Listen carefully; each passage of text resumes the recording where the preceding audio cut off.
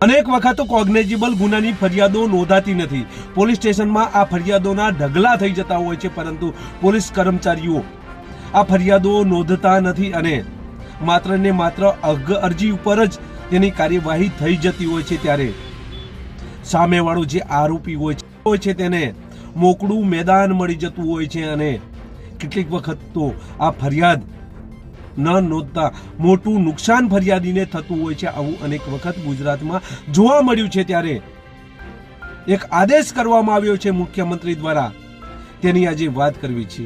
નમસ્કાર, ક્રાઇમ આવા ન્યૂઝમાં તમારું સ્વાગત છે અને હું છું તમારો નાનજીભાઈ ઠાકોર। આમ તો સમગ્ર ગુજરાતમાં દરેક પોલીસ સ્ટેશન લઈ લો, જેમાં ફરિયાદોના ઢગલા પડ્યા છે, પરંતુ ફરિયાદો નોંધાતી નથી। કોગ્નેઝિબલ ગુનો હોય છતાં પણ પોલીસ ફરિયાદ નોંધતી નથી અને તેના ટાઉન જમાદાર અથવા તો તપાસ કરનાર આઈઓને આ અરજીઓ તપાસ કરવા માટે જે તે પોલીસ સ્ટેશનનો વડો આ ફરિયાદો આપી દેતા હોય છે અને ફરિયાદી ધક્કા ખાઈને કંટાળે છે, છતાં પણ ફરિયાદ નોંધાતી નથી અને આ ફરિયાદના કામે માત્ર 151 મુજબના જામીન લઈ કોગ્નેઝિબલ ગુનાની ફરિયાદ આ રીતે ખપાવી દેતા હોય છે। ત્યારે આવી રજૂઆત કરવામાં આવી હતી 26મી તારીખના રોજ ગાંધીનગર સ્વાગત ફરિયાદમાં આવી ફરિયાદ જાય છે અને ત્યારે ગૃહ વિભાગમાંથી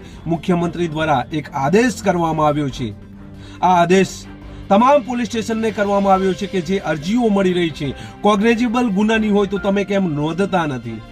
હવે જો તમે ફરિયાદો નહીં નોંધો તો તમારો ખેર નથી। આવો મુખ્યમંત્રી ભૂપેન્દ્રભાઈ પટેલે હુકમ કર્યો છે।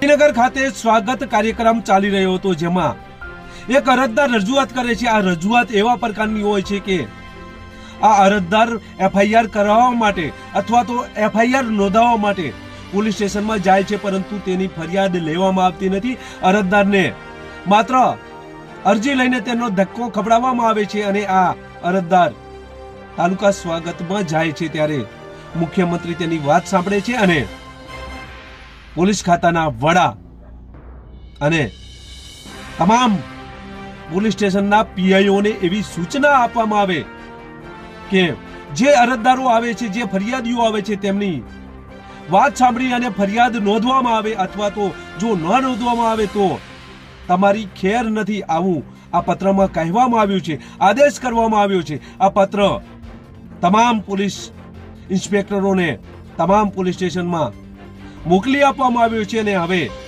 આ રીતે જો કોઈ અરજદાર ફરિયાદ કરવા માટે આવશે અને એની અરજી લેવામાં આવશે, ફરિયાદ નહીં નોંધવામાં આવે તો આ પોલીસ ઇન્સ્પેક્ટરો વિરુદ્ધ કાર્યવાહી થશે। આવો ઉચ્ચ કક્ષાએથી આદેશ કરવામાં આવ્યો છે।